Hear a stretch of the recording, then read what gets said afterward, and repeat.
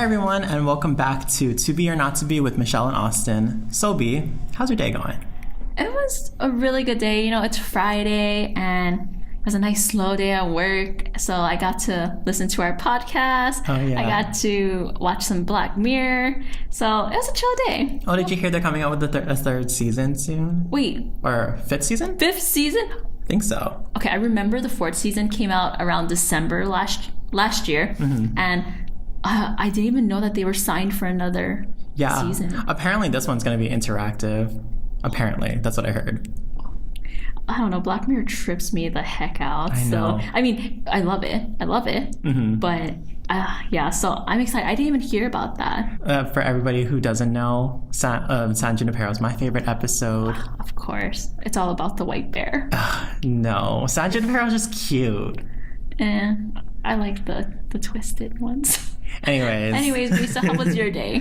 My day was okay. I had some dramas at work, but we're not going to talk about that. You know, just typical work stuff. Yeah, exactly. So just same old. And then we got dinner, which was blessed. Oh my God, I love dinner. If you guys know what sukemen is, that's what we got. And if you don't know, it's just basically Japanese dipping noodle, and it's bomb.com. Yeah, it's so good. It's Can't go back to normal ramen. It's like our daily dinner it's our weekly dinner every Friday before we podcast. Anyways, B, what are we talking about? So today's a really interesting topic, and it's something we've talked about so many times before. So we're going to be taking a look back in time to when we were kids and discuss how some things that were common practice or part of our everyday life is now obsolete today. Mm-hmm. So whether we noticed or not, some things have phased out of our lives from right under our noses. For example, things that our parents or even older siblings did that we don't do or even know how to do. Ooh. So basically, things that are outdated in 2018. I mean, there's a lot of things that are outdated in 2018. Yeah, so I mean, we're going to get into it, and we're going to talk about things that, you know, a lot of our listeners who are, 90s or millennials can definitely relate to. Yeah, and then maybe for the younger viewers who never even heard of. Yeah, who don't even know how to use them. Mm-hmm. These are so it's relics. The next generation of we don't know how to do it. Oh my God, we're our old people. We're old people now. We're considered old. Okay, we're only 23. All right, I guess we should just jump into it because we have a long list. Okay, so let's get into it. B, what's our first relic? All right, so this one I can definitely relate to, VHS/Blockbuster. Mm-hmm. So I remember growing up, my dad was obsessed with Days of Our Lives, which is, a soap opera, American soap opera. Yeah. It's been on for 50 years. I think it's still going. But I remember this specifically because there's a story attached to this. So let's put it this way. My dad loved to record on VHS tapes Days of Our Lives every day. Oh my God. Every single day recorded. But I remember one time when I was growing up, I think I was in 3rd grade, so I was 8. Mm-hmm. And I remember my sister accidentally recorded over it because if you set it to the channel, you have to leave it on that channel for it to record over it, yes. right? And she accidentally set it to the Disney Channel. And I remember my dad was so mad. So he watched it the day after, right? Yeah. So it was a Saturday, and he woke our entire family up because he was just furious that my sister taped over one episode of Days of Our Lives. And I just remember that so specifically. For kids who don't know what what he's talking about, it's kind of how you can record on your TV. You just set it to a channel and you can just click a button and it records it for you. Yeah. No, we had to do it manual style. Yeah, DVR now saves everybody's lives. Yeah. But before it was you had to put a videotape, VHS tape inside of the recorder, and then you had to rewind it, and then you had to set it to the channel, make sure that it sets the recording option on your VHS, and then you had to press record on a certain time whenever you program the time. And I remember it was always old film because it always, you could see the film, the screens running through. Oh yeah. So it was VHS recorded, but yeah. I remember, so I grew up in a household that had 4 kids. So our VHS collection was crazy. We had all the Disney movies. We had 2 Goosebump movies. We had the Titanic. Though I think it was 2 parts back when movies had to be split up if it was too long. Oh yeah. But yeah, like our collection was extensive. I can imagine. So I mean, yeah. So like I just remember putting it in, like, you know, when me and my sister stayed home from school, because like if school was out and we had to stay home, it was just like movie after movie. Wow. And you know, like when you put the tape in, like the VHS in, and it like the VCR just eats it, kind of, you know, just like it swallows it. Yeah. So like you put it in fast, but then it goes in slow. Mm-hmm. Yeah. It's a little bit satisfying in a way. Yeah. Okay, so let's talk about Blockbuster. Okay, here's the thing. Blockbuster, when I was growing up, was like bougie. Like, that was like, if you could afford to rent movies, you're rich to me, because I would never, my parents like hated renting movies because it was just like, it was like a waste of money almost, because you don't get to keep it. You only rent it for 3 days. Yeah. So like, I never really rented movies. I remember Blockbuster used to have like the bins where like they sold movies. Oh yeah. And every so often we'd go in there like once every other month or something like that. We'd like look through the bins to see what movies we want to watch, and mind you, they're really old movies. Yeah, very old, and like not the good ones. Yeah. So like, you know how you're talking about your VHS collection? Yeah. That's how we got all of our VHS collections. Wow. Yeah, or the legally obtained ones at least. Yeah, so there was a Blockbuster down the road from my house, and we would go, I would say, at least once a month. And I remember so clearly that they had the Sailor Moon movies, and I was living for those because the covers were so pretty, and it was just like, oh my god, Sailor Moon. So we always rented Sailor Moon. I remember like the standard was usually either black or white, like the binding of it. Oh yeah. Because it looked like a book basically. Yeah. So like, if you can imagine a book. It was made out of plastic. Yeah. If you can imagine the book as like pages, like the rim of it is like white or black. Yeah. But I remember every so often you'll see a movie with like different colors of it, and I always wanted it specifically for like the different Rugrats colors. one was orange. Yeah. Or even like, I forget what it was. It was like a Barbie movie or something like that. It was pink. And I was just, of course, I was just like, I mean, I didn't like pink and I didn't like Barbie at the time, but I just wanted the colored ones. Oh my god. Because like those are cool. Like, I don't know. Yeah. I mean, I don't think people really use, I mean, Blockbuster went out of business like what, when we were middle school? Yeah, something like that. Like that's when they started going out of business. So yeah. I mean, of course it would kind of be obsolete now because we have streaming. We have Hulu, we have Netflix, we have HBO. Mm-hmm. We even have YouTube. Like people don't even like watch TV shows anymore, I feel. I know, I barely watch TV now. Yeah, like some people don't have cable in their house, like, or like in their dorms because they just watch YouTube. Yeah, when I get a house, I'm not getting cable. It's like a waste of money, honestly. Unless it's like bundled, like a really good deal bundled with the telephone. Yeah. But even, or the internet, not the telephone. Yeah. I don't need a telephone. But yeah, and like even VHS, it's now DVDs, and then DVDs became Blu-ray, and I have not bought a DVD in like years. Same. I remember, well, at the same time, like when DVDs were kind of getting introduced, that's like when the internet was becoming more popular. And if everybody knows LimeWire, like that was the spot, you know, right, to get the movies. I got like a ton of movies on LimeWire, and like, let's face it, I had like a, I never Pokemon. Got movies from there. Really? It was only music. I always got, no, not LimeWire, another torrent site, but it was a torrent site basically. Okay. But my dad actually got them for me, not me. But I mean, I remember, you know how like Pokemon cards, you had like that binder, like the sheets? Yes. We had a binder specifically for DVDs. And not just regular DVDs. Yeah. Me too. It was like DVDs that like we like torrented. Pirated. Yeah, pretty much. So it was like plain DVDs, but like we wrote down on Sharpie like what the movie was.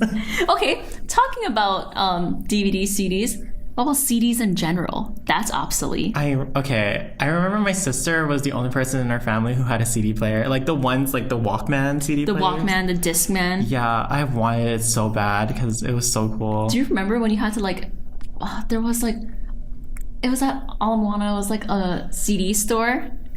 It was like a music store, and you bought CDs, and I don't know, I always went in there because what drew me to CDs were the covers, the album covers, and it was just, that was how we listened to music. Yeah. I remember it was like a big thing to like have the album. Oh yeah, in the car. Yeah. I remember, okay, so like it's not my first album that I ever, like, first CD that I ever bought or whatever, but it was like one of the most memorable times I ever got. You remember Jasmine Trias? Oh my god. Yeah, so everybody who doesn't know, Jasmine Trias is on American Idol. She's from Hawaii, so like it was a big deal when she went on. She represented. Yeah, and she made it pretty far, like top 5, I think. Yeah, she made it far. Yeah, but anyways, Jasmine Trias was in the YPO Costco. That's the Costco my family went to all the time. My dad literally picked us up from school, and he was like, "Get in the car, we gotta rush home. Jasmine Trias is doing a CD signing. We're buying her CD, and we're gonna get it signed." Mind you, I didn't listen to Jasmine Trias that much. Like I was I think like, we were okay. like 3rd grade. Yeah, we were. Yeah. And I was just like, okay, fine. And then so like he made us, I think I might actually still have it, but he made us take a picture with her. Oh. And it was weird. It was like so strange because I was like, I don't really know her that well. But I'll just smile in this picture. Like I know the name, but it's like none of the songs registered with me. So I was like, whatever. Do you remember do you remember making burned CDs for your friends? Or like getting burned CDs from your friends? Oh, like the mixtapes. Yeah, like where, like you pick like 7 to 10 songs and then like of your favorite, and then you give it to your friend, and then you draw on it with Sharpie like, Michelle's mix for Taylor or something. Okay, so I remember for my best friend's birthday one year. And so basically what happened was it was kind of like a drawing, like a book, basically. I made her entire book, and then I also made her a mixtape CD. And it like I went as far as not only drawing on the CD cover, but my dad, who's really into technology, so like I got all of like the latest stuff and whatever. He had like CD cover like stickers. Oh yes, I know what you're talking about. He had CD sticker covers and whatever, and I knew how to use Photoshop at that time. So I photoshopped like the iPod. You know, like when the iPods got introduced, it was like a black person like dancing, like a black silhouette of a person dancing. I made one. And then I like put that on the cover, and I put like all the song titles on top of it. I thought it was a work of art, and needless to say, my friend was extremely impressed. Yeah. I remember having a Discman and a Walkman, but it was such a hassle because you always had to have the CDs on you, right? Mm-hmm. And then if you even jolted like the Discman or like the CD player, then it would skip. Like it would cause a skip in the song. Mm-hmm. So it was just like inconsistent, and you always had to keep it like still or else it'll skip. And I was like, but at the time it was the coolest thing. I never had one, but I always really wanted. Yeah, I had like 2 or 3. My sister had one, and that was the only one in our family who had it, and she never shared with me. So I was so upset. But it went from CDs, like Discmans and Walkmans, to MP3. Do you remember having MP3? I did. I remember because the first time I got an MP3 was like when the iPod first got introduced, the iPod Classic got first introduced, and I never got one, but my sister got one. Of course. She got everything. I got like the knockoff like Sony thing. It wasn't the Zune, which was like also kind of popular at the time. Oh yeah. It wasn't the Zune. It was like something so obsolete. I had like a no-name brand. Exactly. Me too. I held like probably like 30 songs or something like that. It's like so small, and then but I used to use that for running all the time. So yeah, that was basically my MP3 player. I don't even think people use MP3s anymore. Maybe like the small iPods when they run, but now CDs, Discmans, MP3s are obsolete now because we just have music on our phone. Yeah. Especially we're iPhone users, so we have our music, and we even have Apple Music, or there's Spotify. We have all these apps or ways to stream music. Yeah, I don't remember a time when I just had. Actually, I do remember a time when I had just music on my phone, but I know my mom, she uses an iPod Nano all the time. I can see why though, because she runs with it. Yeah. Right? But I'm just but it's becoming so obsolete now that my iTunes can't even read it anymore. Wow. So she's stuck with the songs that she has right now. Yeah. But she wants an iPhone. She's just waiting for that moment she can get one. Maybe that's your job to get it for her. I was willing to get it for her for her birthday, and it was gonna be a joint Christmas birthday present because she wanted the iPhone 8, which is an easy $900, and I'm I love you, Mom, but also I'm not making that much money now, right? I gotta budget a little bit. So but still, I was willing to get it for her, but her boss just doesn't want to get it, doesn't want her to get it. So I was just whatever, I'll wait. Okay, so phones. You know what's obsolete now? landlines. Yes. And for people who don't know what landlines are, it's basically when you have, like, we called it the home phone. Like when you have a phone that's connected to the wall. Yeah, or like if it's just like generally located in your home. Yeah. Because I think like originally we had like a landline that like actually with the cord. Yes. But then we like upgraded, I think like To wireless. And that was like obviously cooler. Yeah, because you could. I remember my mom walking around the house with it. Or if I wanted to talk to my grandma and I was in my room, I didn't have to be right next to the machine. Yeah. Do you remember, like, did you ever have, like, three-way conversations or anything on the landline? I did. So we actually had two phones in our house. I mean, our house isn't big, but we had two in the house. And then one three-way call was me, and then another one was my sister, and then another one was our best friend, Taylor. And that was our conversation. We saw each other every day, but, like, I remember that was my first and only three-way call.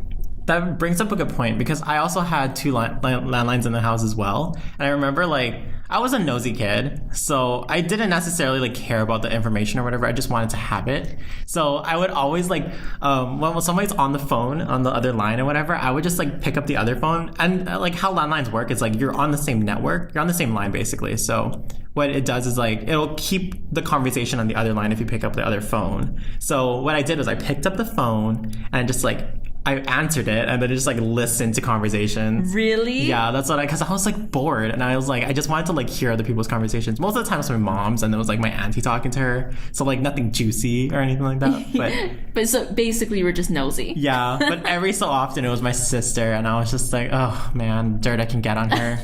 But I was a golden child, so you know I couldn't tarnish my reputation by snitching. Right. So I was like, whatever. And like landlines are now obsolete because we have not had a home phone in our house for like maybe like 8 years, maybe 8 to 10 years, because once we all got cell phones, it was like game over. Like we all had our own personal phone, so there was no point in having a home phone. Yeah. And especially like that was like maybe 8 to 10 years ago, but now it's just like even more so. I'm more likely to respond to my cell phone than if I were to have a home phone. Yeah, same. Because it's like, I don't know who's calling and I don't know who they're calling for because it could be for anyone in my house, right? At least my cell phone, I know it's for me. Exactly. I only give out my cell phone now. I don't like, you know, like those applications where it's like, oh, put your mobile phone and then put your home phone. I'm like, I only put my mobile phone on there. But sometimes when the home phone is mandatory, I give my mom's number. But speaking of like home phones and everything like that, have you ever used like a phone book? Oh, B, I remember phone books. It was always right by the home phone. And if we ever needed anything, like, I can't even recall what I would use a phone book for, but it was like the L&L down the road or something. Like it was like so like a food place down the road. Like I would look it up for my mom. I'd be like, "Oh, mom, let me look it up." Did you ever have to use it for like a friend or something like that, like someone personal? I think I did. I think because you can. So back in the day, guys, you could put your name in like the yellow pages. Yeah. And then it would have your phone number, so like anyone can call you. Yeah, pretty much. It's like sort of by last name. But kind of thinking of that now, I would not want anyone to have access to my phone number. Exactly. I'm wondering how celebrities did it. They probably just didn't put it on there. No, definitely not. But just like, can you imagine if you had like a person that you were friends with and then they were irritating and you just didn't want them to have your number, but you're in the yellow pages so they can call you anytime. That kind of like, it's kind of like the same thing with like nowadays, like Facebook. If you like log in with your phone number, like if you search somebody, because I'm creepy and I do this all the time, but like if I meet somebody and they give me their phone number, I'm easily putting that in Facebook because if they log down their phone number on there, their name will show up immediately. Wow. Yeah, so that's how I check people, make sure that they're like legit. Okay, cautious. What about you? Have you used phone books? I only remember one time using it, and that was like, I remember it failing because I think it was like a really common name. It was like a Smith name, and like I think the first name was Taylor. Oh God! So I was like trying to call. I forget. Like I don't remember the name exactly, but it was something very common like that. And I remember like looking it up, and there was like a dozen of them like listed down the row, and I was like, I'm not going to be able to find it. Right, and then like you see like maybe 5 Taylor Smiths, and what do you do? Do you call every single one? Yeah, I called one and it was the wrong one. I was like, I don't want to call anymore. I give up. I'm scared. Yeah, so phone books, I remember like obviously like that's what they were called. Like you use it to like just look up numbers for like basically any place, and it was thick. It was maybe like 5 inches thick. Nah, that's too big. Like 3 Really? inches. That was a good 3 inches. There were some huge ones. Really? I feel like for remember big Hawaii, ones. phone books, they weren't that thick. I mean, they're not as thick as like California or something. Maybe my child memory is failing me right now. Yeah. But yeah, they were thick, and you know, like I bet you like kids like I don't know, like I think phone books now are more used as like a joke, like if you can rip them in half. Yeah, that's how strong you are. I was just watching a video about that the other day. It's like how to rip a phone book in half. Yeah. And I was just like, this is so stupid. So, like that's basically what they're used for now. They went from being practical and like useful to now they're jokes, because now our phone book is literally our contacts in our phone and Google. You can basically Google any, like let's say you want to order food. Okay. You can just type in the place, the city, and there the phone number's there. Yeah. Like sometimes, I mean, now it's like so modern. Like Google will like track your location. So like all you have to do is type in like Pizza Hut, and it'll find the nearest Pizza Hut from you, and you just call that number. Or you even go on Yelp and the phone number's right there. Yeah, it's, I mean, like, let's face it, technology has come a long way Yeah, since. like, so we go to karaoke often, and every time, like, well, in the beginning, I would always Google the place we go so that I can get their phone number, and then I got smart and I put it in my phone book. But instead of like looking through a phone book or whatever, I just Google it and boom, I get it in a second. Yeah, I mean, and then it makes it even easier. Like if you're on your phone, you can just press the number and it'll call immediately. Yeah. So it's just like I search it, call, and done. Man, life was so much easier back then. Do you ever have to memorize numbers? Okay, yeah. So I memorized my parents' phone numbers, and then, that's a given. Like, it was only my mom, dad, and my brothers and my sister. Like, so I memorized their numbers. But then the only person's number I ever remembered was my best friend in elementary and middle school. I still know her number to this day. Wow. And it was her phone number. Does it still work? Like, do you call her?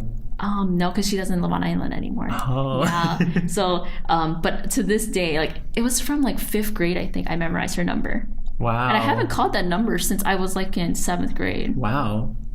That's, It's like forever in my mind. I mean, I'm on the same line as you, so it was like my home phone and then like all of my family members' numbers. The only like weird numbers that I would memorize is like, at the time, I memorized both my grandma's numbers, like the home phones, and my mom's office, like workplace. Oh yeah, that's right. Yeah, because that was like, I remember like in school they would always ask like emergency contacts on the first day or whatever. And I remember my parents, like they always told me to remember the phone numbers because that's important on the first day of school, because like you wouldn't be able to call them otherwise. So right. yeah, so that's what I memorized. Otherwise it was like pretty natural, like whatever, like call, like just like log it down like on a piece of paper or something like that. That's how I remember it. I actually just like remember something, like even now you don't even have to Google it anymore. You can just use Siri or whoever the voice is on your phone, like Android and like Cortana, whatever. Oh yeah. Like Siri, you can just be like, Siri, call Austin. Yeah. And that's all you have to do. And then it'll call like immediate. I use that more often than I should. Whenever I'm like driving home, like I want to be safe, right? So like, right, we don't text and drive. Yeah, like be smart, guys. But I literally like I'm driving and I'm just like, hey Siri, call mom on speaker, and then I'll be like calling mom. Like I have an Australian, so it's like calling mom on speaker. My dad, surprisingly, is very much about using Siri. Really? So, yeah. What does he use it for? Like to call, to text. Siri, play music. Have you ever like sent a text message from Siri and it's like completely wrong from what you said? That's why I don't use it. It pisses me off when I have to like, I tell her, okay, Siri, tell dad I'm on my way home. And then Siri be like, oh, please check to see if it's correct. And I'm just like, it's just something off. And I'm just like, oh. And we live in Hawaii, guys, so we have a lot of Hawaiian street names and cities. Oh, yeah. So it's like, if I said, oh yeah, tell him I'm passing Waipio, she'll be like, oh, why not? Yeah, it's like something so stupid. Yeah, so it's just like such a hassle, so I just like type it myself. I remember I was like, I had to text my mom. I was like, I'm on Kapiolani, and like Kapiolani is like a big boulevard and everything. It comes back, I'm on Capsule Lane, and I was just like, what the hell is that? Imagine if you sent that to her. I think I might have, But she knows I use Siri all the time for like text messages and stuff, so she knows like to expect like weird texts. Okay, so so phone books, memorizing numbers, like they're kind of obsolete now because of the internet and smartphones. So what's another thing that is obsolete today? Well, I guess in the realm of phone books, have you ever used an encyclopedia before? Oh God, yes. So it was like middle school days when I had to do research papers, and the only time like I could do research was if I was at the computer lab at school, or if not, I had to go and actually get physical books. Like, that sounds so old school. I had to go get physical books on my research paper. I remember it was about like a bird, and I had to like check out 5 books on birds. I mean, honest to God, though, even nowadays, like, I use the internet a lot for research, but, like, I always believe that, I know this is probably wrong, but, like, I always think, like, published books are, like, more credible than anything on the internet. You can't, like, find what you need. Yeah, exactly. So that's the hassle. You have to, like, really, like, look through the index and see, okay, what page is this? Oh, but is there anything else related to this? So, yeah, I mean, yes, like, I like having a physical book feels more legit, but it's just a pain to use. Yeah. Well, what I've realized is that some books have like PDFs online, and then I just click on that and I just Control F, and then just like look for it, and because I know it's the same thing. So right. But like it has to be like from a publisher. Like it can't be like Wikipedia. Yeah. Like even I know Wikipedia is like obsolete. Anyone can like type anything. But I learned a hack. I remember learning this in high school. And I mean, you could probably use this. It's actually legit. Like, you know, the citations on the Wikipedia pages is like you just click on those, because like a lot of the times they're links to like websites and everything. You click on them, and then they'll take you to actual credible websites and whatever. Because a lot of times like people will like that's how Wikipedia stays credible and like online and everything. Because like you'll have to cite sources that are specific information. So if you go to the link that the footnotes like take you to, it'll probably be legit. Not everything, so you got to do your own research for that. Of course, and that's what we stress, always do your own research. Yeah, but that's like a little hack for anybody who's still in school. Okay, so since we're in this realm of books, do you remember using a dictionary? And not like just like on your laptop dictionary or like Googling define obsolete. Do you remember having to physically open a dictionary and search a word? You know, honestly, I kind of like doing that though. Really? It's so tedious. I know, but I like the research of it, like flipping through pages. It's like, okay, like skimming with your finger, like looking through the definitions. Yeah. And it's like tiny print, like the Bible. Yeah. I guess it's the Bible of the English language. Yeah. I like the idea of like having to do that kind of research, and I thought it always made me feel like more important. But yeah, it was like time consuming, but I think that's the fun of it all. I will disagree. I very much just like going to my dictionary on my laptop and just putting in the word. It produces synonyms for me, and like it does all the work for me. In like 0.5 seconds, my definition's there. Speaking of synonyms, though, I don't think I've ever physically opened up a thesaurus before. I've only opened up a dictionary. Merriam-Webster. Yeah. But because they have like thesauruses too, right? And I never opened one before. So I only use the only time I ever used a thesaurus was online. Was the thesaurus the orange book? I think it was. It might have been orange. I'm not sure. I think it might have been blue or something like that. I don't know. Okay. But yeah. But okay. So think about like dictionaries. Dictionaries and encyclopedias are just obsolete because once again, the internet. Yeah. So basically, what we're saying is the internet will render everything obsolete. Yeah, very much so. So, I mean, thinking about the dictionary definitely makes me think of like elementary and middle school days. And one thing that I've actually read about that's becoming obsolete or is like considered outdated is cursive writing. I can understand that though. They say that some kids can't even read cursive now. Okay, that's problematic. Yeah. Like, I think if you're gonna go the route of like making cursive writing obsolete, you have to teach kids how to read cursive at least. I mean, do you think it's like impractical? I think it's impractical to write it at this point. I mean, like, it's okay to write it, but I think It, like, you know, like you have like those credible, like the first, what is it called, the first, the primary sources, like they're like usually like documents right from the time period, and a lot of time periods are like cursive writing, right? So you're gonna have to know how to read that if you want to like get the information from it. But I mean, like, I think like as far as a writing form, it's kind of more like ornamental than anything else. Yeah, it's more decorative. Yeah, like it doesn't really have a place in like even now the cursive takes a while to write. I don't know. Sometimes I feel like it's faster than doing like non-cursive. Really? Well, because I just blend the letters together, like doing A and O's and like S. Like it's just faster for me. That's true. But to be fair, my handwriting is like a blend of like it's like a hybrid of like script and cursive. But yeah, the article I read was like some kids can't read it, and I'm with you on that. They should at least be able to read it, and then they have to do their signature, right? Yeah. Like, I mean, my signature is like literally like 2 lines. But then, yes, well, you know, my signature is basically a line. But I don't know. I just feel like for kids, like it's good. What is it? Like writing practice. Yeah. Because kids need to be like, you know, like good with a pencil and like their motor skills. Mm-hmm. I feel like cursive kind of helps that. I remember cursive was like, I think a year long for us, and I think it's a good skill to still have. Yeah, I think it's a good skill to have, but it's not necessary. It's not necessary. You're right. That's exactly it. But you know what they're replacing it with now? Keyboarding. Yes. So because actually, like we were just talking about this now, like in college, I took notes on my laptop because I type way faster than I write. Yeah, exactly. So it's funny because so my boss and I, like, we're from completely different generations. Very different generations. Like I'm talking like he's generation what's for X? W? Baby boomer? V? He's whatever. He's the generation before Generation X, which is before our generation. Our parents' generation. Yeah. And like he doesn't believe that typing is faster. He thinks that writing is faster. And I'm like, why?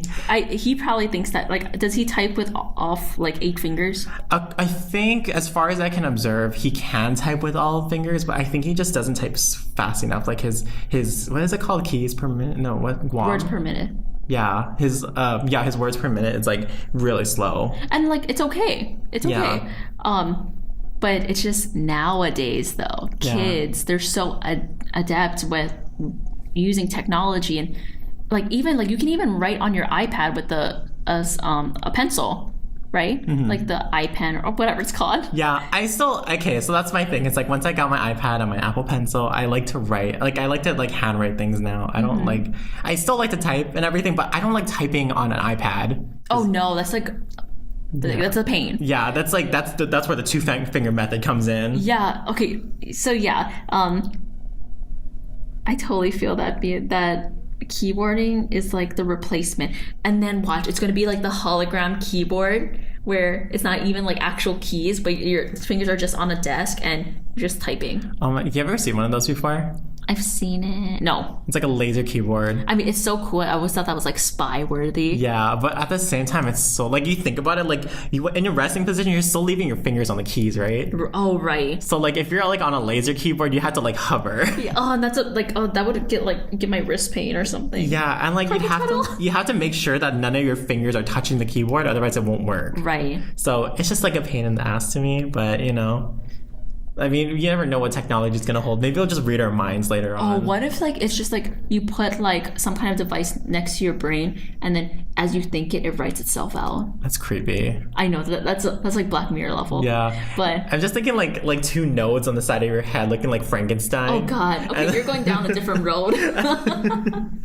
But yeah, like I just remember very distinctly elementary, middle school was handwritten notes because we didn't have laptops in school or whatever. So it went from physically writing to in high school, we all got laptops. Yeah. And we even had to take a keyboarding class. Like I had to take one going into freshman year. Yeah. And I was like, oh, why do I have to learn how to type like that? It's not efficient. Like I'm cool with like my 2-finger typing. And no. I refuse to, like, I don't even know how to 2-finger type anymore. Because 8-finger typing is just, like, the norm. I'm not going to lie. I kind of cringe when I see people with, like, 2-finger typing now. Like, Same. I like, okay, so like there's another guy who's like a generation above my boss, and he's like, God. he's the 2-finger typer, and I just like see him like struggling to write an email. Like a 1-sentence email takes him about 5 minutes to write. B, what if that's us in the future? It's like the next generation or two, they're like, they look at us and they're like, oh my God, you don't even know how to hologram type, or you don't know how to You don't know how to telepathy, right? Telepathy, right?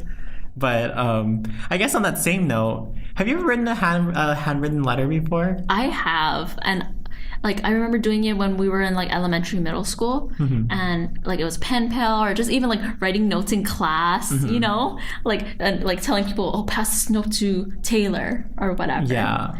I forgot Taylor is like a central name for our friends. Like that's my childhood bestie, so like she just sticks out. Yeah. But I remember pen pals were a thing. But you know what's funny? I don't even think we actually had pen pals. I want to say like our teacher wrote them out for us. Oh God. Because it was like pen pals from like technically from like Japan or whatever, and they're supposed to be like studying English, and that's why we're speaking to them and whatever. But their English was like beyond grades, like beyond elementary what they're learning right now. Oh, so it was like probably just your teacher replying to every single Yeah. Or I'm thinking she probably was intending to send them out, but she didn't, and she just like forgot or something. So like, and unintentionally she just had to like write everybody's like letters out because she just messed up. Right. But that was my thing.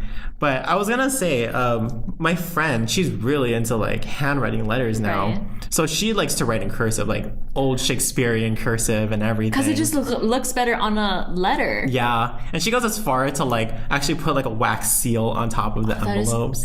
See, like now people write letters for the novelty of it. Yeah. But back then, our parents, that was the only form of communication. I mean, I guess like Snail mail. Yeah, snail mail.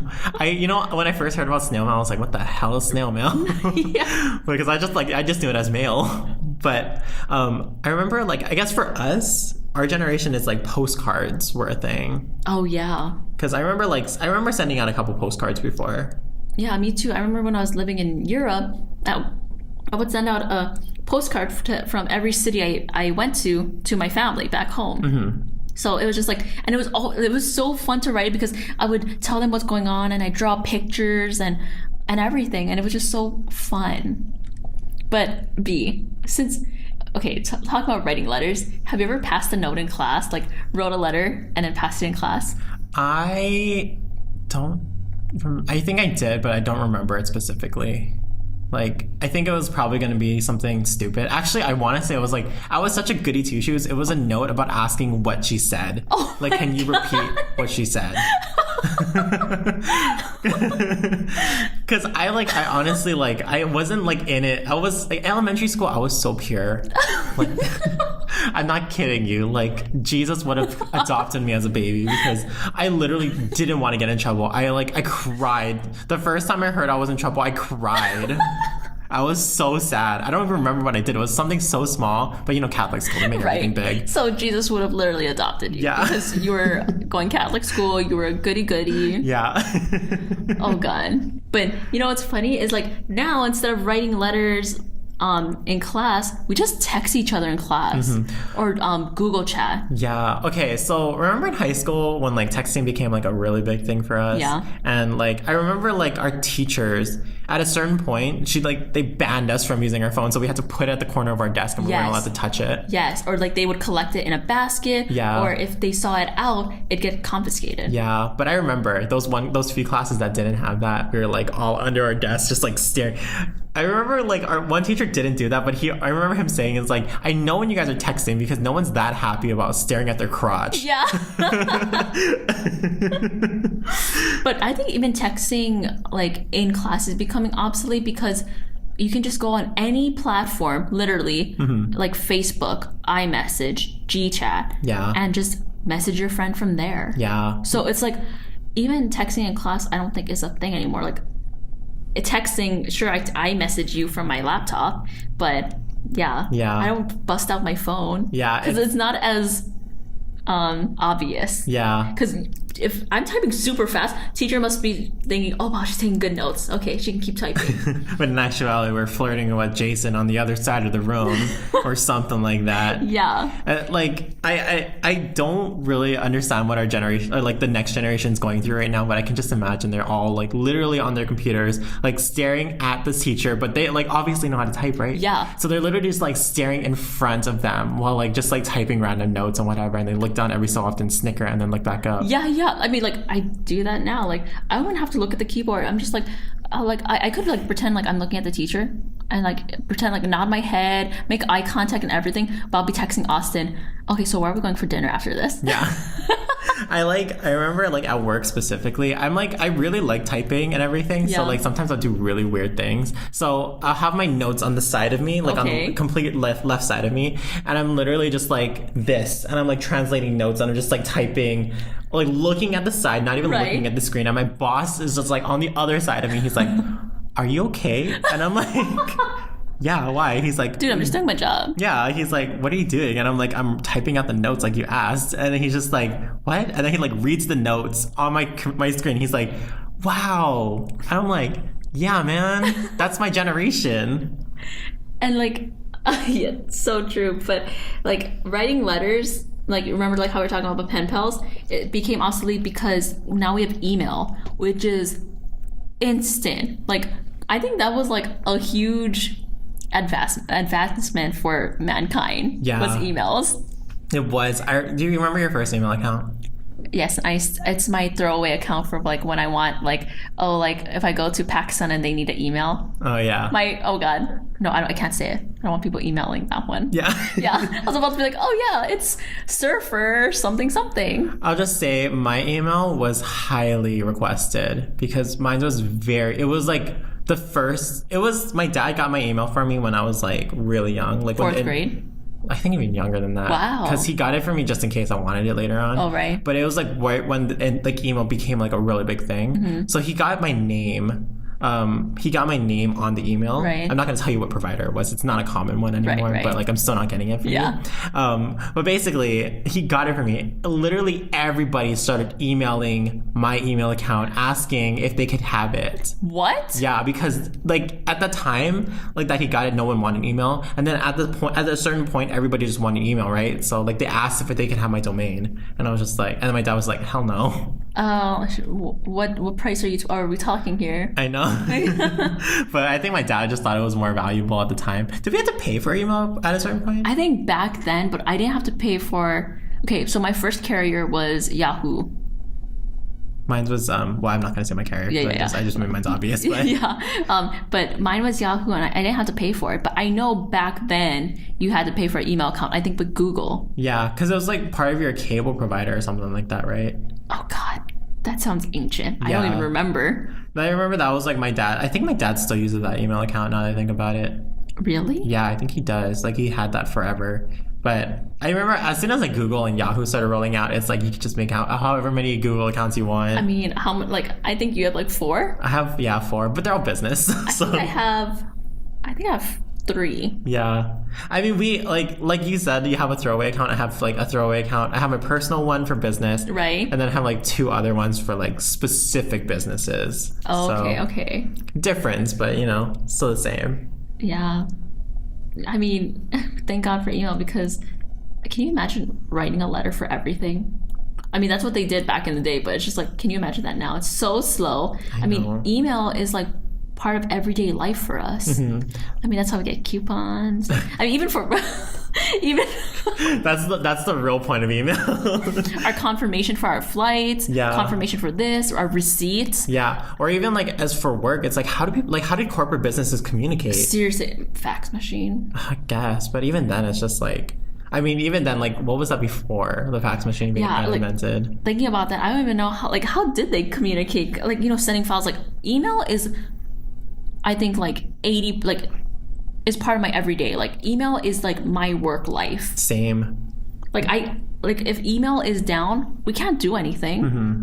So, okay. On that note, though, fax machines. Oh God. I see that they're still around. I guess they're not considered fully obsolete, but in my world, it is. I don't think I've ever faxed anything. I've never faxed anything. I don't even know how to fax something. I know there's a number attached to it, but I'm like, what do you do? It's like a scanner and you just like put the thing. I really don't know. Like if I ever needed anything like faxed, I gave it to my mom and she would do it at work. Yeah, me too. My mom would like anything like officially like admin stuff, like my mom would do. So like fax machines, typewriter, she'd have one. Like I don't know how to use at all. I don't even know like how I would start with the fax machine. Yeah, but I remember my mom's fax machine at her office. It used to have a phone attached to it, and I was like, yeah. What is the phone for? Like, I have no idea. Oh my God, babe, we're like.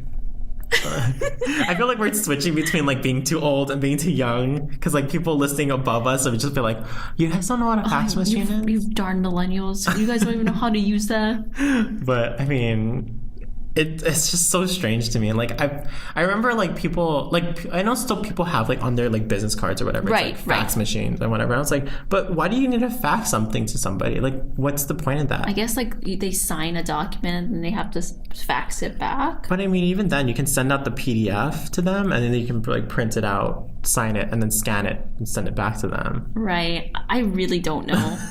I'm sure like somebody who's like above us or something, they'll be like, well, you see, a fax machine is actually for. Watch, our parents are going to call us after listening to this. They're gonna be like, I thought I taught you this. Yeah. Okay, but since we're in this realm, do you remember like with the computer now, floppy disks? I do. Okay, so for the like our next generation, because they probably don't know what floppy disk is it was literally this what would you say, maybe 3 by 2? I would say 3 by 2.5. Plastic disc. Yeah, like a plastic square that you would feed into your desktop computer. Yeah, it acted like a CD at the time. Yeah, it was like, okay, so it was the parent of CDs. Yeah. And it would hold memory on it. It would store files and everything. And I remember, like, at our desktop computer, we had, like, stacks of floppy disks. Mine's too. But honest to God, I don't think I've ever used one.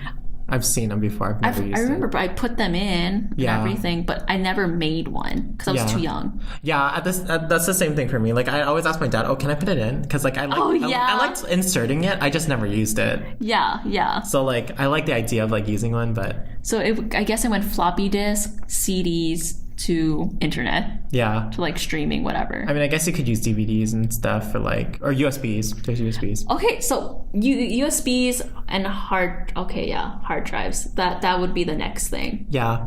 As far as like file transferring. Yeah. Oh, and the cloud. Yeah. We'll get into that later though. Oh, okay. Okay, and since we're talking about like storage stuff, do you remember cassettes? I remember them. Tape cassettes. Yes. Cassette tapes. I remember them because my mom used to love our cassette player. Oh. We used to have it. I don't know why. It was in the bathroom for us, but it was always in the bathroom. Interesting. Yeah, so we like sometimes I would just like I would like play it while I'm like taking a shower or something like that. I would just like put in the cassette or whatever. And then like I remember, you ever have those ones that like are double-sided so that so you just flip it. Yeah, I remember I used to have those, and like it used to be like super random. I think I want to say my dad got them like illegally too, but I'm not sure. I don't know. FBI, don't kill my dad. But I remember because it was like something like super random. It would be like Rod Stewart to like, I don't know, like a Queen or something like that. I don't know, something super random. Have you seen cars that had like cassette players in them? I had a car with a cassette player in it, and we used to have cassettes in the car to play it. It's so crazy, like how big and bulky these things were. Yeah. And then now it's just like, oh, give me the aux cord. Yeah. I don't even have an aux cord, let's face it. Or it's even Bluetooth, you know? Yeah. Like, it's just, now it's just like, it's all in the convenience of your phone. I know. So, I mean, I don't think I haven't touched a floppy disk in like over a decade. Same. Cassettes, I haven't touched one in over a decade as well. I think I touched over the decade, definitely. Yeah. It was like definitely like elementary school when last time I touched it. Yes. And remember like when your teacher would put it in like to like play music? Like I remember for nap time. Oh, I don't think I've ever listened to a nap time one before, but like, yeah. And wouldn't you say like cassettes were kind of like the original podcasts? I guess. I don't have people speaking on it. I don't think I remember speaking. I only remember music. I don't remember like actual like. I remember there was like teaching ones. Okay. I remember those. Yeah. I guess I guess so. I guess it's like the original like Sesame Street in a way, but then like there's Sesame Street too. We grew up on that. God, like these things, like we remember them, but they were like kind of old to us. So now like they're even older. Yeah. Oh. Okay, what's another thing, B, that you would be considered obsolete in 2018? I guess this is more on the realm of it. Like similar would be like developing film in a way. Yes. Do you remember going with your mom to like Long's and going to get the film developed? I think we went to Costco. Okay, yeah. Yeah, because we remember we had to like, I remember it was like one of those things where we had to like shuffle through the bins. Yes. And then we had to find the right one. Yes, and the one that was yours. Yeah. I remember, have you ever like ran the risk of like somebody stealing your photos?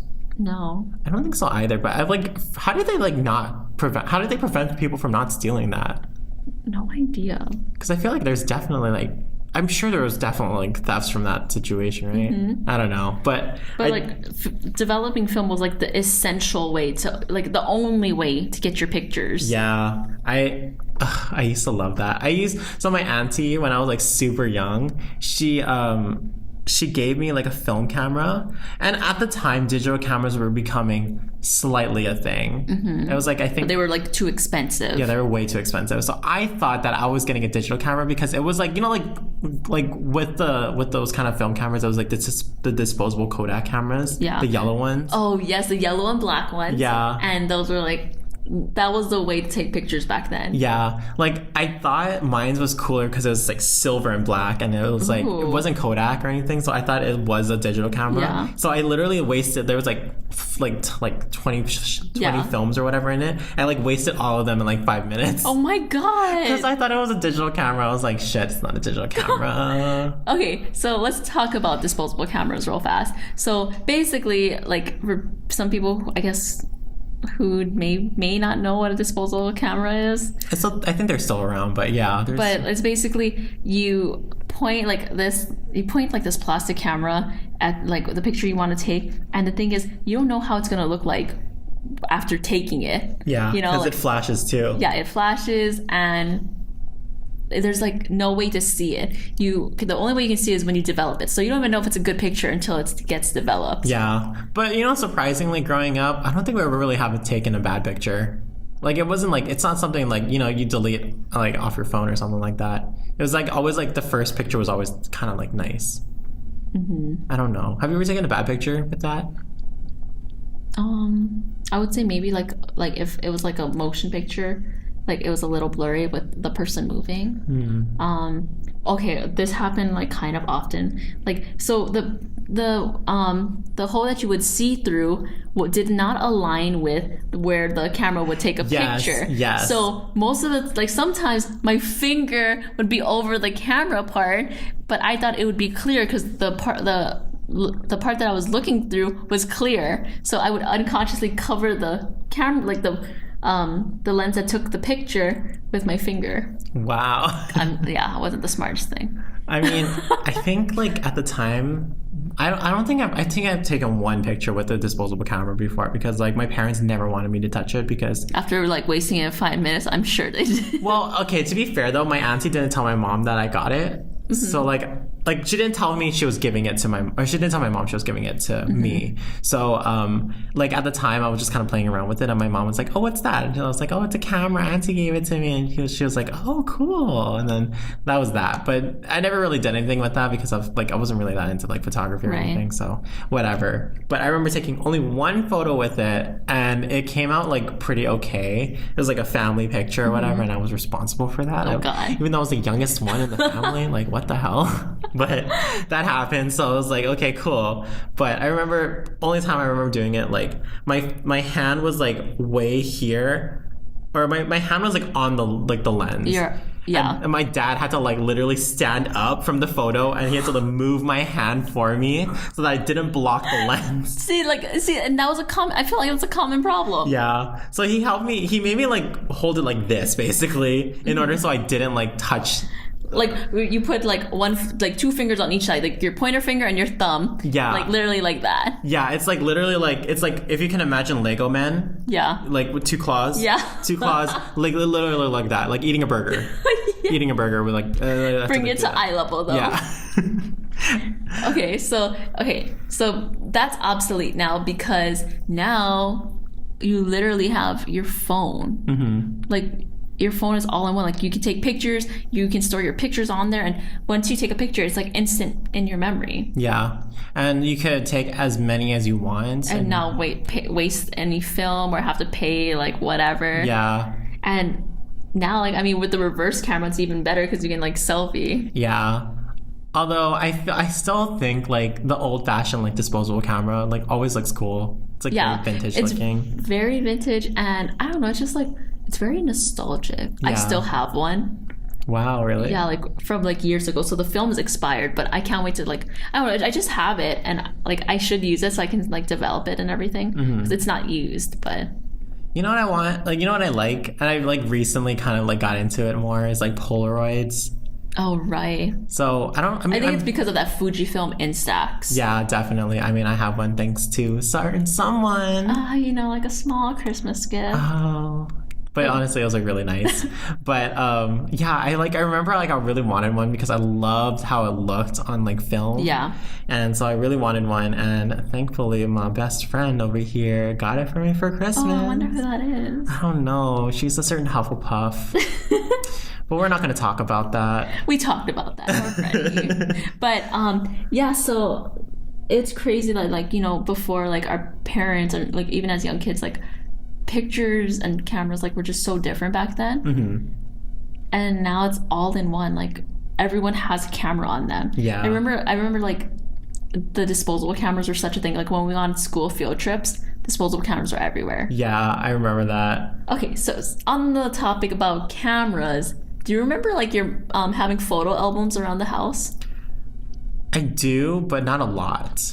Oh, okay. Yeah. Like, do you remember like making them? I remember making them, but ours was very plain because like it was mostly just like a little photo memory book. Mm-hmm. Because like at the time photos were actually valuable. Right. And so like it was mostly like it was mostly just like days in our trips or whatever. We'd have like one page for like the day, and then we'll have like the best of the best photos we would usually take, and then the rest of them would kind of go in this drawer with like it's like a filing cabinet almost, and then you can just imagine they're like sorted by trip or whatever date. So that's basically our photo albums. We never decorated like scrapbooks. We never did that. Okay, yeah, we didn't scrapbook either. We literally just put the picture into a photo album, and I mean, I have like maybe 15 to 20 photo albums in my house, like of like young kid time, even like of my parents, and wow. Like I remember like that was a thing, but now like it's obsolete because you can just put it onto Google Photos. You can put it on Shutterfly. You can put it on photos on your Flickr or even on your laptop. Yeah. So it's just like I don't think I've made a photo album in a long time. Yeah, I guess there's no point to because it's just all there. Yeah. All 10. Actually, I think I'm on 17,000 pictures on my phone. Wow. Yeah. I guess like our equivalent to a photo album now is like Instagram. Oh, that's right. Because I know a lot of like moms and everything, they post pictures of their child on there. Oh yeah, mom accounts. Yeah, although the weirdest thing is like I think like people have talked about this definitely is like the food porn trend is like. Oh yeah. I mean, you like back then you never take pictures of your food. That's weird. That'd be like a waste of a film shot. Yeah. I feel like I would have been the one to take pictures of the food, and my mom would have like slapped me in the face. Because I'll be wasting film. Yeah. She's like, you didn't even get yourself in it. But yeah, like, it's such a crazy, like, and I think that was like in a span of like 15 years. Yeah. Yeah. So, like, that's super crazy. Okay, another thing that's obsolete now that looking back, it kind of blows my mind is printing directions. to go places. Okay, I never had to do this before, like printing directions, but my mom had to do this. I mean, But do you remember like being in the car and your dad was driving and your mom had to be co-pilot, like navigator? yeah, well, my dad like knew the island. I think that's why we never had to print directions. Oh, okay. Because my dad, like, I don't know why, he just knows the island super well. So we always knew where we were going pretty much. Except like this one time, like he kind of didn't know where he was going, and so like, but he didn't want to like. I think his ego was kind of too taken over, so like he didn't want to like print out directions or whatever. So he kind of just winged it. He's like, "Oh, I know it's somewhere in Kaimuki or something like that. So we're just gonna go to Kaimuki and find it." But it's like finding like the exact place, like, you know what I mean? It's like printing out the directions. So like, okay, take a right on Oliver Street, then take a left on Wilder Street. Yeah. Like, yeah, it just go. Oh, it was even worse. It was like go for 0.07 miles or go for 0.7 miles, and you know, just like, okay, when is that though? Yeah, I always like, the thing with me is like now since I'm driving, I don't memorize street names that often. Like I don't know how to read street signs pretty much. I do, but like it's usually like I usually like don't look at the street signs. Yeah. So I usually like on my something we're talking about now, we're talking like Google Maps it. Yeah. And like, And there's even apps like Waze. yeah, and like it'll just show a line of how to get there. Yeah. So all you have to do is follow the line. And you'll even like have a sound signal, like if either like a lady saying, "Okay, turn left on Wilder Street." Yeah. And or like my Google Maps, it'll just like have like a ding sound like of when my turn's coming up. Yeah, like it'll usually like say like 500 feet or something like that. Turn left on Kapiolani. Yeah. Do you remember the first time you ever had to use GPS? I don't remember the first time. I remember the first time I had to use it. When was it? So I was this is like, okay, so it was the summer before freshman year of college. Okay. And I did not know how to get to UH like at all. I did, but I kind of like didn't know like the back roads and everything like that. I remember like I was freaking out because I had to Google map it, but I didn't know exactly how to use it. So I was kind of just winging it, and I was like, oh shit, okay. And then I missed the turn I was supposed to take. So I ended up going further than I needed to go. And I was like freaking out because I thought I was going one way, and I was like, oh shit, I'm on the wrong side of the road. Oh no. And like I ended up not, so it was fine. But bottom line is I was freaking out, and it was because I didn't know how to use GPS properly. So yeah. Yeah, like I mean, I remember like my mom, like there was like a map book, or but whether she printed out directions on Yahoo. Like I remember like her telling me that, okay, you're gonna turn right at the next intersection, blah blah blah, and I'm just like, oh my god, like, so when you know when it's me and you like driving and we're like using Waze or Google Maps, I can't imagine if we only had paper, because like what if you missed your turn and you're just like, okay, now where do we go? Yeah. You know, like, because at least with our apps, like it's like, okay, you passed the turn, don't worry, just take the next right. Yeah, exactly. But then if you did that with your papers, it's like it won't reroute for you. Yeah. So like I can't imagine, like I don't know how I would feel if I had to use paper maps. I mean, well, we know this island pretty well, but if you were telling us to find a hole in the wall here, then it'd be like, okay. Yeah, I'd be freaking out, honestly. I'd be like, like, do we have to? But yeah, like, I'm very thankful we're in the day and age of GPS. Yeah, I mean, technology in general, man, saves our ass probably more than once in our life. Yeah, for real. So, I guess speaking of technology now, since we're in our generation and we're in our prime, what do you think the next generation of technology is going to be? Like what will be obsolete in the next like 5 to 10 years? Yeah, what's going to be obsolete now from 10 years from now? Okay, let's talk about GPS. So cars, you know how some cars have like all-star or standalone like GPS devices in them? I feel like if they're not already obsolete, like they're going to be obsolete in 5 years, because we all have our phones. Yeah. You know? So it's just kind of like, it's just unnecessary. Like I wouldn't pay or want a GPS in my car. True. I would just use my phone. Yeah. I mean, on those same lines though, like, do you think like transportation in general would be changing? Like, actually, I do. So you know how we drive our own cars? And you know how like there's the Tesla AI that drives, what is it called?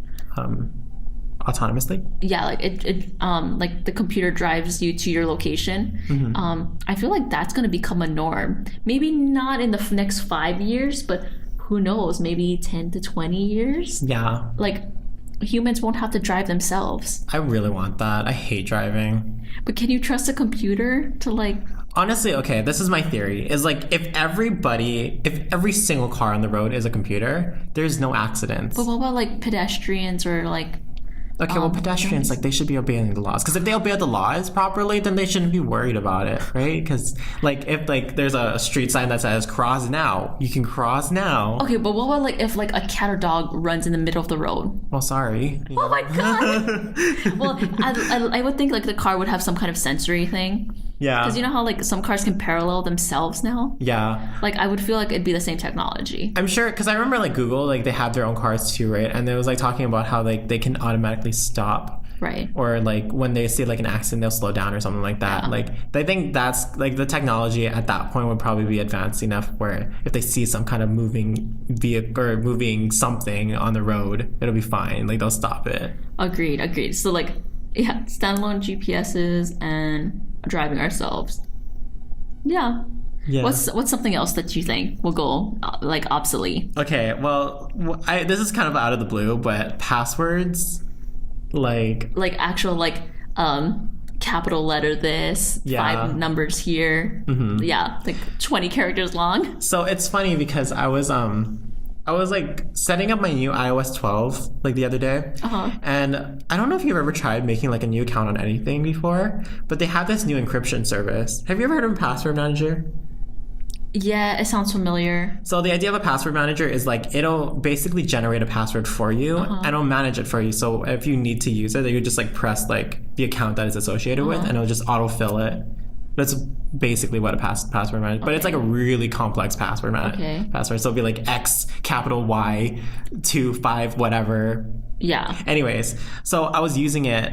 I was setting up my iOS the other day, and like literally it said, oh, for creating this new account, do you want to use this password suggested or whatever? And I was just like, no, because 1, I don't use my iCloud at all. Right. And then 2, it's just like for me, what if I want to log in on my computer? Right. Then you wouldn't know. Yeah, like how is that going to work? Because I use Windows a lot too. Right. So they're not going to remember my password like that. Right. So I'm just like, but technology is becoming that advanced now. Yeah. Now, 10 years from now, like fingerprint technology, we're already in fingerprint technology. Like, I mean, with like some accounts of mine, with my phone, like with our phones, it's about fingerprint detection now. Like, remember when you had to use like numbers as your passcode? Yeah. And that was how you got in? Now, like, if I just put my thumb on the home button, my phone automatically opens so fast. Yeah. Was when the fingerprint on the iPhone came out, was that the 5 or the 6? Do you remember? I don't know. I remember when it was first being speculated that iPhone was going to be having the fingerprint technology. I remember my robotics teacher in high school was like, oh, you know, what would happen then at that point? People are just going to cut off your hand and just going to use your hand. I can still see that. But I'm just like, damn, man. That's like extreme, though. That's like Star Wars, like, Luke, I am your father. Yeah. Rip hand off. But also, like, I mean, we're like the phones now are already doing face detection. Yeah. So, I mean, like, you know, at first, like, people were adverse about the thumbprint because they're like, oh my God, it has my fingerprint. But, like, I'm kind of sketched out on the face detection. Yeah, same. But, I mean, 5 to 10 years from now, like, what would be after face detection? Spit detection, you spit inside of it. Oh my God. 23andMe. Oh my God. I feel like we're going backwards in like evolution. Spit. I mean, I feel like it would probably be like body sensors where it's like you literally can just walk through the door and then it'll just detect you, and then you don't have to do anything. Like, let's say like it's a corporate business, it'll like automatically open for you because it knows it's you, but then it'll lock someone out that they don't know. That would be pretty advanced. Okay, what's another one? Oh, we talked about this earlier. Thumb drives and hard drives. So, you know how we used to have floppy disks and CDs and USBs? Now, like, I have, like, you know, we have, like, that 1 terabyte hard drive, you know, like, kind of thing. But I think that's already going obsolete because people are using the cloud or Dropbox or Google Drive or whatever for their documents. Yeah. Or like just like computer protection. Like, you know, like on a Mac laptop, you have your, what is it, time capsule? A time machine? Time machine. Yeah. And like it can save everything. Yeah. And it's all in the cloud. And at least with that, like, you know, like if like your hard drive, if you can't find the cord or if it breaks, then there goes everything. At least with the cloud, like it can't be like messed up. I'm super sketched out about the cloud though, because I think like a few years ago, I want to say like iCloud or some kind of cloud service got hacked, and like everybody's personal information got like leaked. And not leaked, but like, you know, dark web stuff. Right. But yeah, like I don't use cloud-based stuff. That's why I don't use iCloud at all. Like I don't want people looking at my passwords or whatever. Like I don't care how secure it is. Right. If there's a will, there's definitely a way. And we know like these generation of hackers are just getting better. Yeah. Like my thing is like I use Google Drive and Dropbox for like photos or whatever, like archiving like things that I know if I get hacked, it's not a big deal. Yeah. But if it's like really important stuff, yeah, I do not like log it down anywhere. Right. Like it's like handwritten down like on a notebook somewhere in my house. Like that ain't going nowhere. But I definitely think like for people it's just convenient to use the cloud. So I can see in the next actually like 5 to 10 years that I feel like hard drives will become obsolete. Yeah, I mean I can imagine that. But at the same time, I think like it goes back to the whole novelty thing. Yeah. Like I want to use a hard drive. I mean, I still like using hard drives anyways because it's more. But then like for like people who are like, I feel like the next generation, they're always so busy, they're on the go, and it's just like what if they lose it? What if it breaks? Then there goes everything. True.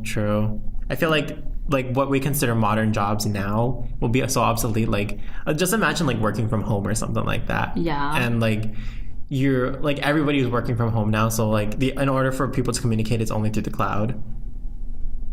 Oh yeah. Just imagine that. I mean, I don't think we're too far from that. What else do you think will be obsolete, B?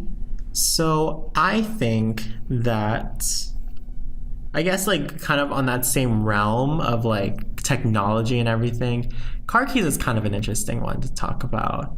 So we have like right now, and even back then, it's like a standard car key. Yeah. Like to like put in the lock and, you know, turn the engine on and everything. But I mean, like, I think even like, 5 years ago, 10 years ago, they released the cars with like you just push the button and it'll turn on. Yeah. That's what my dad's Lexus had, like when we were in high school. The same. Yeah. So it's just like, you know, that was a thing, like, well, yeah, what was it, 4, 5, 6 years ago? Mm-hmm. So, and I mean, your car key is still an actual key. I still have an actual key. Yeah. But I definitely see it fading out. Yeah. I see fingerprints next thing, the next thing. Ooh. So like fingerprint, you probably like touch this, like you probably don't even have to touch the side of the car anymore. You probably just like touch the wheel. Yeah. And then it'll like register your fingerprint so you can start driving. I never thought that's a good one. Yeah. Or like face recognition, going back to that. Like they'll probably have a camera inside. Yeah, like let's just think of a super advanced Tesla that, you know, like okay, like imagine something like Siri being like the computer that drives you everywhere. Mm-hmm. Like she'll be like, "Good morning, Michelle. Mm-hmm. How's your day?" And then she'll be like, "Where are you going to today?" And I'm like, "Oh, I'm just going to University of Hawaii, Manoa." And she'll be like, "Okay, relax, we'll get there." Wow, like that's kind of like some like airlines, like bougie airlines yeah. like stuff. But I'm just wondering, like, you know, like if you're like you need to get home because you're drunk or something like that, and your friend has to drive you. Oh, how does that work? Like, you think like they'd have to like ask you? I feel like it's like you register people's fingerprints. That's true. Like, okay, like I would, you know, like how my fingerprint's in your phone? Yeah. It'd be that kind of thing. I guess so. It like link up to your phone and like who has access to it or whatever. What if it's like the Siri Alexa thing where it's like, welcome, Michelle. Welcome to your car. Your car, no one else's car. Oh, yeah. Your specific car. At least your car can't get robbed. That's true. But I'm just thinking like it would suck for your friend or whatever. But I guess like if you're like in the car with them, it'd be like maybe it's like like you like even though I'm drunk, I just have to put my hand on the wheel, or like I can be in the passenger seat and put like my handprint, and it'll be like, "Oh, you're not driving today, Michelle," and it'll be like, "Oh yes, like Austin would drive me home. Yeah, maybe I would probably be more like, seriously, I can't, like, don't give me the shit right now. Yeah, I just want to go home. My friend is driving. Don't worry, bitch. Like, I'll drive home. It'll be fine. Okay, it'll be fine. Just go. And it's like, and she's like, okay, I understand. You are under the influence. Okay, so another thing that I think will go obsolete are paper receipts.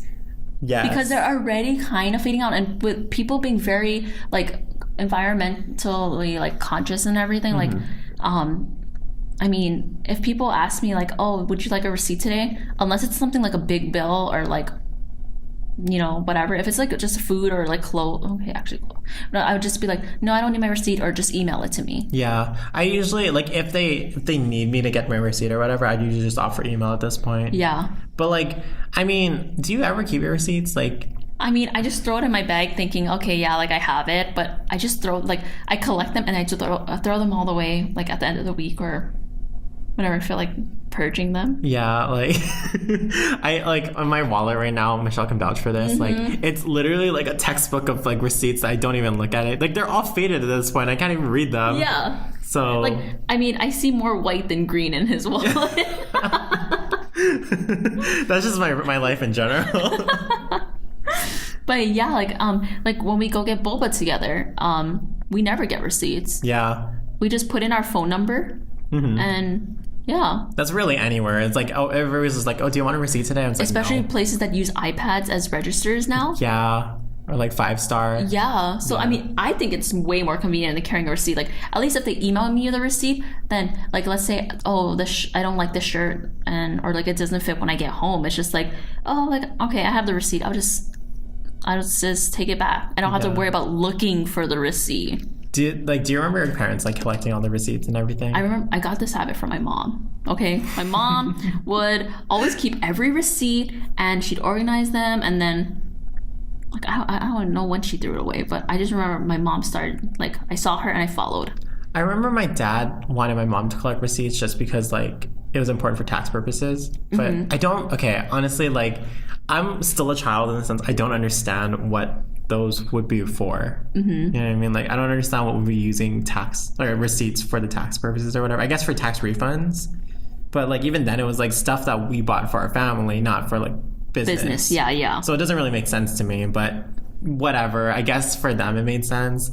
Anyways, I can see it. Receipts are probably going to be gone pretty soon. I would say, like, definitely within the next 10 years. Yeah. Especially because we're so, like, at least our generation and the next, they're just, like, very environmentally friendly. Yeah, I'd say so. Okay, what's another thing, B? Okay, so one more before we wrap this all up. I guess on the same lines of, like, receipts and gathering information. I'm stretching this a little bit, but, like, phone calls, calling in general. Okay, that's a good one because I think, like, it's like people say that people get anxiety when they have to call now. Yeah, which is funny because I would, like, growing up, we were so used to talking on the phone and, like, that was the only way you could talk to people. Yeah. But now, like, with the convenience of text messaging or SMS, whatever, it's like, oh, like, people rather not call. They just rather text. Yeah.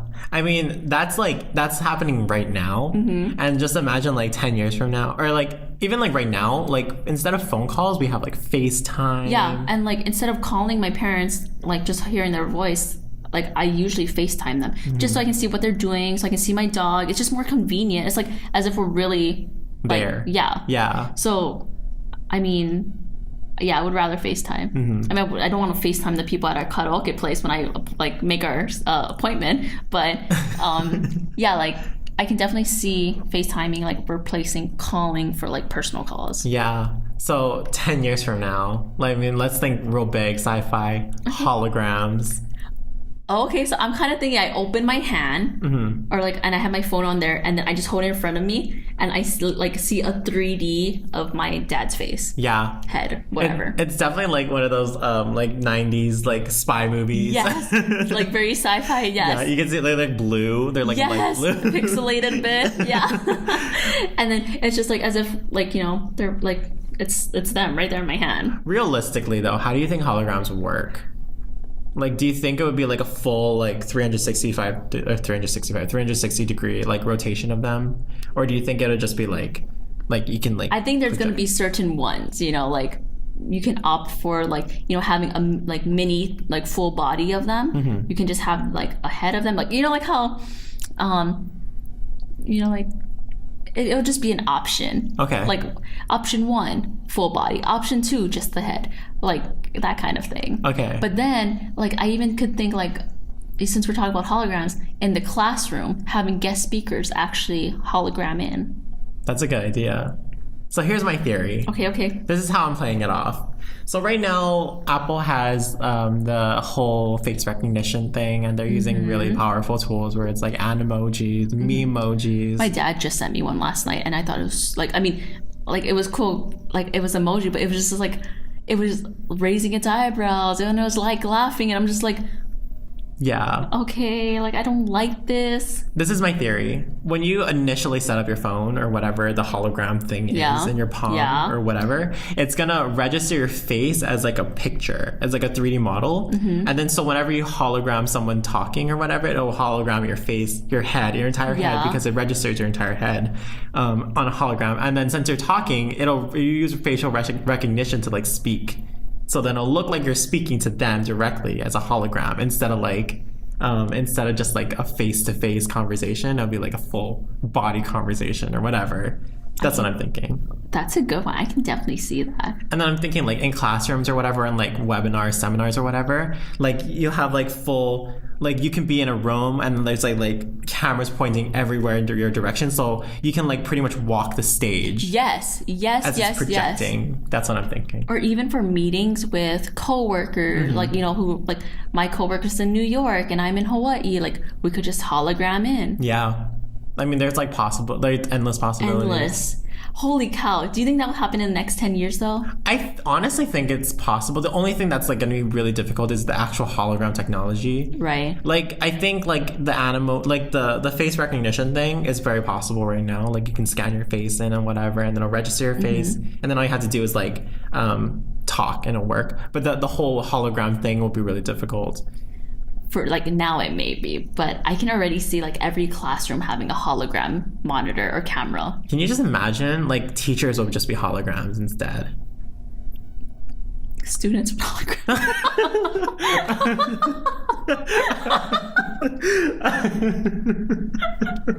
A classroom full of holograms.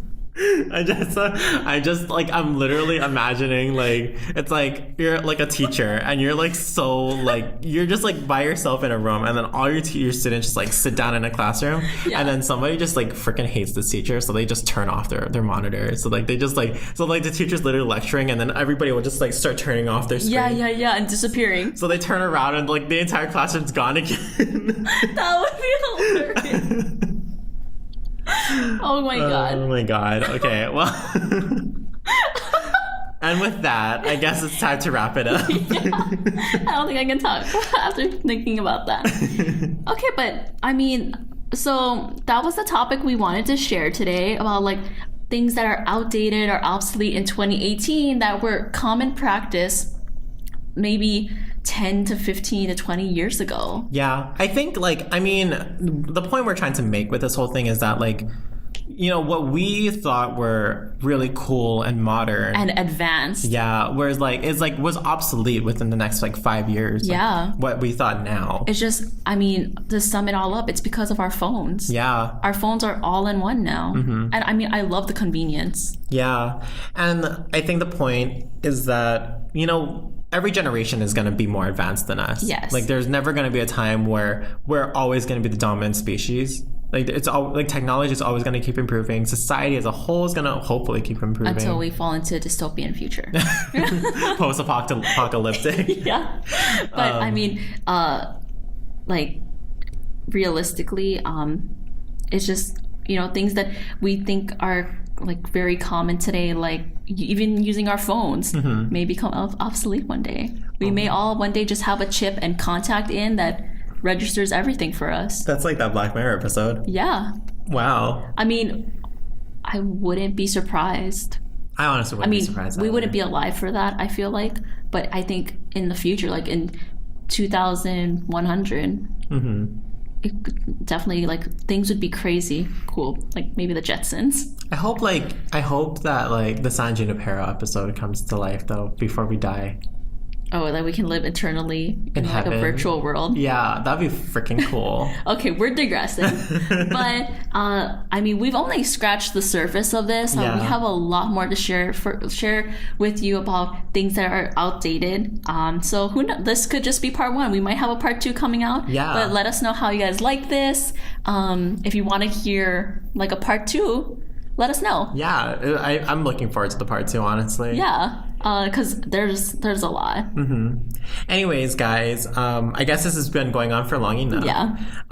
Just a heads up for you guys, this is approaching the holiday season. So just because this isn't exactly the episode of holidays or whatever, we're going to be doing Thanksgiving specials, Christmas specials. Yeah. So, but just like to bring back some nostalgic content, we hope you enjoyed this. Yep. And let us know, like, what you guys thought about this. Yeah. And I guess we'll see you guys next week. Next week.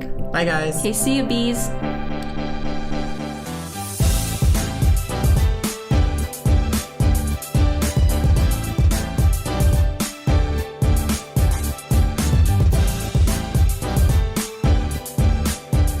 To Be or Not to Be was directed, produced, and hosted by Michelle Felipe and Austin Chun.